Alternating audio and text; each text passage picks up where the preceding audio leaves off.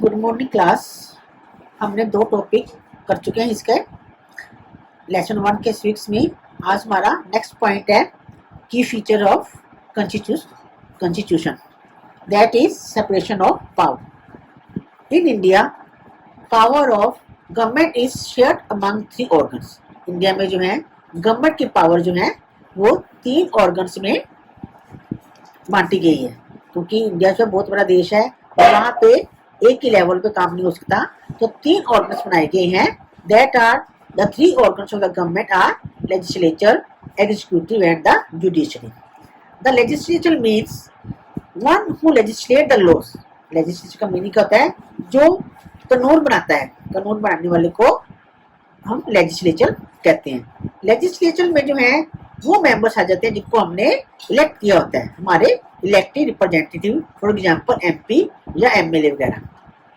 उसके बाद the executive मतलब जो लॉज को इम्प्लीमेंट करते हैं। जैसे लेजिस्लेचर ने लॉज तो बना दिए, अब उसको जो है लॉज को इम्प्लीमेंट कौन करेगा, तो वो जो है उसके लिए the executive is a smaller group of people who are responsible for implementing the law, जो कि लॉज को इम्प्लीमेंट करते हैं। जैसे कि पुलिस है, चीफ मिनिस्टर्स है, ये सारे जो है एग्जीक्यूटिव में, आईएएस ऑफिसर्स हैं, आईपीएस ऑफिसर्स हैं, ये सारे एग्जीक्यूटिव में आते हैं।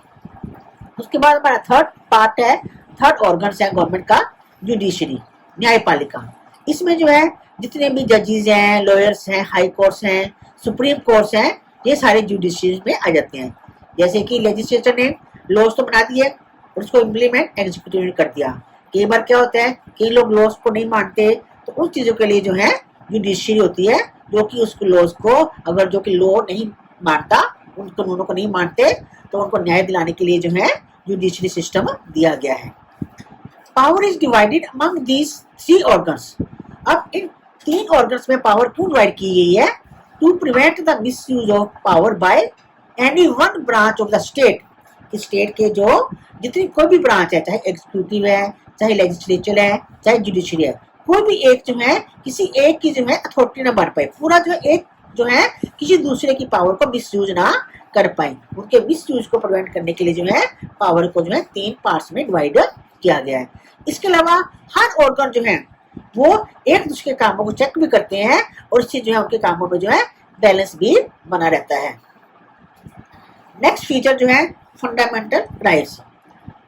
फंडामेंटल राइट्स अब क्यों दिए गए लोगों को? ये तो आप जानते ही हो कि ब्रिटिश रूल में जो है, कॉलोनियल रूल में जो है लोगों ने बहुत सारी जो है भेदभाव झेला है। तो इससे जो है जो नेशनलिस्ट थे, जो राष्ट्रवादी थे, उनके दिमाग में ये बात थी कि अब एक ऐसा रूल बनाया जाए जिससे जो है लोगों में किसी भी तरह का भेदभाव ना किया जाए। तो उन्होंने जो है एक रिटन फॉर्म में, लिखित फॉर्म में जो कुछ रूल होने चाहिए, एक सेट ऑफ रूल्स होने चाहिए जो कि लोगों को मिसयूज के, स्टेट पावर के मिसयूज से उनको गार्ड कर सके। तो इसके लिए जो है उन्होंने फंडामेंटल राइट्स बनाए। फंडामेंटल राइट जो है वो लोगों को जो है जो मनमर्जी होती है स्टेट की, जहाँ लोगों की जो है पावरफुल अथॉरिटी जो है, जहाँ डोमिनेट ग्रुप जो है उनकी मनमर्जियों से जो है वो बचाते हैं। The Constitution guarantees the right of individual against the state as well as against other individual। अगर कोई, चाहे कोई स्टेट है या कोई दूसरा पर्सन भी जो है, अगर आपको किसी तरह का कोई एक्सप्लॉइट करता है तो आप उसके अगेंस्ट कोर्ट में जा सकते हो। ऐसे आपको राइट्स मिले गए हैं और उन राइट्स को फंडामेंटल राइट्स कहा जा सकता है। और फंडामेंटल राइट जो है ये हमें मिले हुए हैं, हम इसके लिए क्लेम नहीं कर सकते हैं, ये हम इनको मानना ही पड़ता है और इसके लिए कोई भी जो है गलत नहीं ठहरा सकता। Fundamental rights guarantees the right of minorities against the majority. Fundamental right जो है, जैसे कई बार क्या होता है, मेजॉरिटी के जो लोग होते हैं, जो जनसंख्या ज्यादा होती है, वो कम लोगों को जो है, कम संख्या वाले लोगों को जो है तंग करते हैं, उनको एक्सप्लॉइट करते हैं, उनके जो है उनके नियमों का पालन नहीं करते हैं, तो वह इसके लिए भी जो है फंडामेंटल राइट्स दिए गए हैं। जैसे डॉक्टर भीमराव अम्बेडकर जो है, जो आपको पता ही है, जो फादर ऑफ कॉन्स्टिट्यूशन को कहा जाता है, इन्होंने कॉन्स्टिट्यूशन का जो ड्राफ्ट तैयार किया था। इन्होंने fundamental rights their object is two fold है। The first objective is that every citizen must be in position to claim these rights her citizen जो है, हर नागरिक जो है अपने राइट्स को जो क्लेम कर सकता है बिना किसी उसके कि ये हमको राइट मिलने ही है तो मिलने ही है, कोई किसी के साथ जबरदस्ती नहीं कर सकता। Secondly, these rights must be binding upon every authority that has got the power to make laws.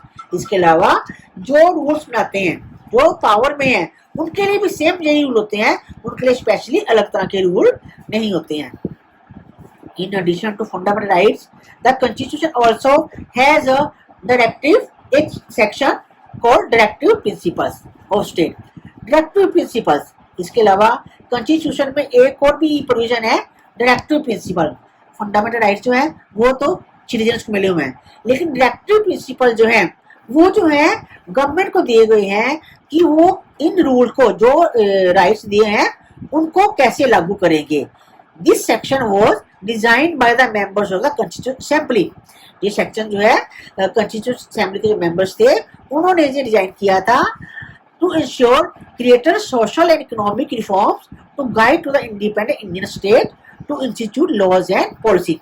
कि जो भी रिफॉर्म्स करने हैं या जो इकोनॉमिक या सोशल रिफॉर्म जो भी करने हैं, उनको कैसे लॉज या पॉलिसी कैसे बनानी है, तो ये सारे जो है डायरेक्टिव प्रिंसिपल्स में जो गवर्नमेंट के लिए दिए गए हैं कि वो ये मानेंगे और किस किस तरह तरीके से जो उन्होंने रिफॉर्म्स करने हैं, ये सारा कुछ जो है डायरेक्टिव प्रिंसिपल्स में दिया गया है। अब नीचे दिए गए कुछ हमारे फंडामेंटल राइट्स हैं, जैसे कि फर्स्ट है राइट टू इक्वलिटी। इसके नाम से ही दिख रहा है, right to equality mean all persons are equal in front of law. कोई भी किसी के साथ किसी भी किस्म का, चाहे जेंडर का है या मेल फीमेल का है, रिच पुअर का है, किसी के साथ भी किसी भी तरह का डिस्क्रिमिनेशन नहीं कर सकते। और अनटचेबिलिटी जो है वो तो लॉ में बैन कर दी गई है। Second right is right to freedom, स्वतंत्रता का अधिकार, फ्रीडम ऑफ स्पीच। कुछ भी बोल सकते हो आप, जहाँ कहीं भी घूम सकते हो, जहाँ कहीं भी आप देश के किसी भी पार्ट में जाके घर बना सकते हो, किसी भी तरह का बिजनेस कर सकते हो, कुछ भी कर सकते हो। राइट टू फ्रीडम, आपको फ्री रहने का राइट है। Third right is right against exploitation. इसके लिए 3 चीजों को बैन किया हुआ है। कोई किसी को, जैसे आप सुना होगा कि 14 साल के बच्चों, 14 साल से कम एज के बच्चों को जो है काम पे नहीं लगा सकते, तो ये हमारी उसमें राइट मिला हुआ है कि 14 साल से कम बच्चों को उसमें काम पे नहीं लगा सकते। या फिर फोर्स लेबर, फोर्स लेबर क्या होती है, किसी को जबरदस्ती बंधुआ मजदूर नहीं बना सकते। तो ये कुछ ऐसी चीजें हैं जो गवर्नमेंट ने बैन की हुई हैं। Next right is right to freedom of religion. हर किसी को अपने धर्म को मानने का राइट है। किसी, जो अगर कोई हिंदू है तो हिंदू को धर्म को मानेगा, और उसको ये भी है कि वो अपने अगर धर्म को चेंज करना चाहता है तो उसको जो है उसका प्रोपेगेट करना चाहता है तो उसको प्रचार भी कर सकते हैं। तो ये right to freedom of religion. Next is cultural and educational right. Cultural and education means मतलब कुछ ऐसी चीजें हैं जैसे जो मिनोरिटी के जो धर्म होते हैं वो अपने धर्म को आगे बढ़ाने के लिए कुछ इंस्टीट्यूशन खोलना चाहते हैं, उसमें कल्चरल, ताकि उनकी जैसे कुछ ट्राइब्स होते हैं, ट्राइबल जो ग्रुप होते हैं, तो वो अपने कल्चर को प्रिजर्व करने के लिए अपने एजुकेशनल स्कूल खोल सकते हैं। तो ये उनको राइट मिला हुआ है। Next right is right to constitutional remedy. अब ये राइट जो सबसे इम्पोर्टेंट है, अगर आपको कभी लगता है कि आपको जो ऊपर दिए गए राइट जो आपको नहीं मिल रहे हैं, कोई आपको देने से मना कर रहा है या आपको वायलेट किया जा रहा है, तो आप उसके अगेंस्ट जो है कोर्ट में जा सकते हो और उसके खिलाफ जो है केस कर सकते हो कि आपको ये राइट नहीं मिल रहे हैं। तो ये राइट जो है, ये राइट भी आपको मिला हुआ है। नेक्स्ट की feature is secularism. Secularism means धर्मनिरपेक्ष। धर्मनिरपेक्ष जैसे आपने एक राइट पढ़ा कि राइट टू रिलीजन, कि किसी भी secular state is one in which the state does not officially promote any one religion as the state religion। कि कोई भी स्टेट, मतलब पूरे देश का कोई भी एक धर्म नहीं होगा। सेक्युलर स्टेट वो होती है जिसमें जो है कोई भी स्टेट जो है ऑफिशियली किसी भी धर्म को प्रमोट नहीं कर सकती है। लोग अपने धर्म को प्रमोट कर सकते हैं कि कोई बाकी जो स्टेट है, जो राज्य है, जो देश है, वो किसी भी धर्म को, पर्टिकुलर धर्म को जो है वो प्रमोट नहीं कर सकता। तो ये सेक्युलरिज्म बोला जाता है इसको। अब a country history often determines the kind of constitution that a country adopt itself। किसी भी कंट्री का इतिहास जो है, अगर आगे उसकी जो गवर्नमेंट है, उसका संविधान है, उसकी हिस्ट्री को देख के बनता है। जैसे आपने देखा कि ब्रिटिश रूल की एक्सप्लॉइटेशन को देख के जो है हमारे जो नेशनलिस्ट थे, उनके दिमाग में ये विचार आया था कि हम जो है हमारे सिटीजन जो है, जो इस देश के जो नागरिक है, आगे उसको किसी भी तरह का एक्सप्लॉइटेशन नहीं होना चाहिए। उसको देख के जो है उन्होंने डेमोक्रेसी गवर्नमेंट जो है बनाई थी। तो इस तरह में पता चलता है किसी भी देश के हिस्ट्री को देख के जो है उसकी जो है कॉन्स्टिट्यूशन बनता है। ओके क्लास, आपका लेसन जो कंप्लीट हो गया। अब नेक्स्ट हम इसका एक्सरसाइज करेंगे।